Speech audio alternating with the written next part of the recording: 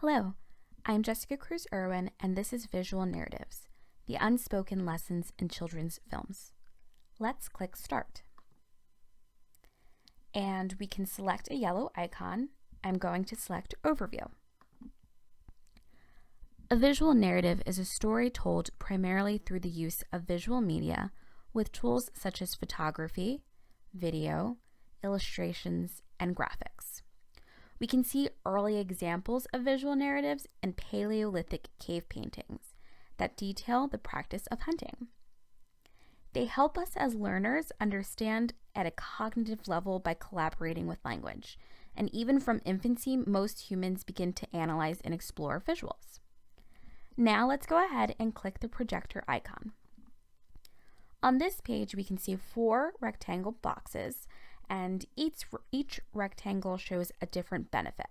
And when we click, it'll show an example of that benefit, as you can see here and here. But let's take a look at this orange box.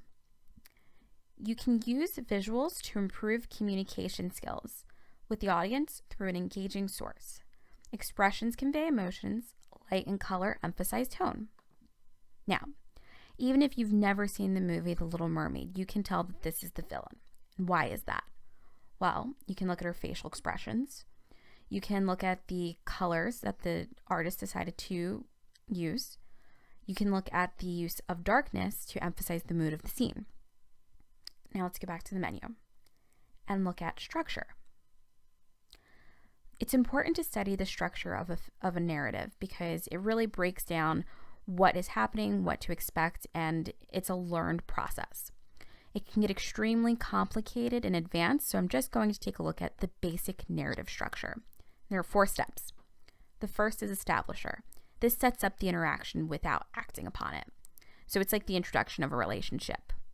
The second step is initial, and this initiates the tension of the arc. So it's like departing the source on a path.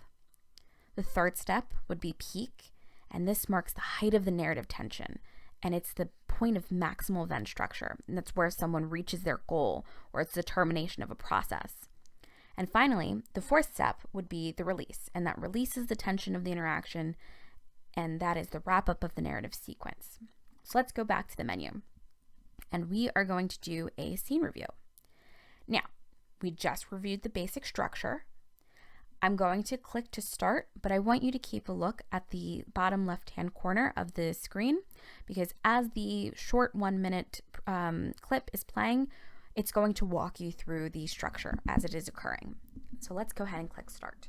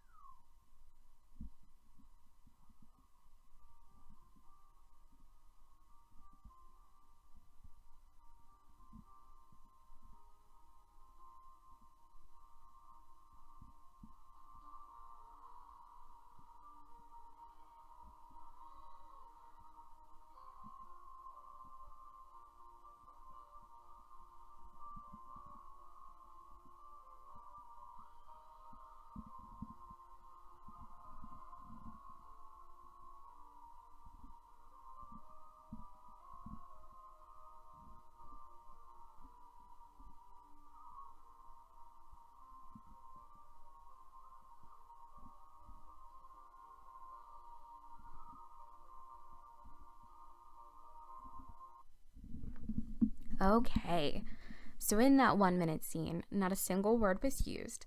However, when you analyze structure and combine it with different characteristics such as facial expressions and color and tone, we can understand exactly what's going on, and we don't necessarily need words to do that. How can we apply this to the real world though? Well, we can do things like have group discussions. You can have your students find examples of their favorite visual narratives in children's films, and they can present and discuss them. We can do writing prompts. So again, not a single word was spoken, but what would they have said if they were speaking? Have your students write about that. They can write the conversations that would take place between characters. We can study art and design. You can have them analyze the artwork and design choices that went into the children's film and research what type of professionals were involved in the film's creation. I especially like that because it implements career exploration and it's just an added bonus. Okay, that takes us to the end. If you look to the left, you will see a link to my paper with references. But the presentation is complete and I thank you so much for your time.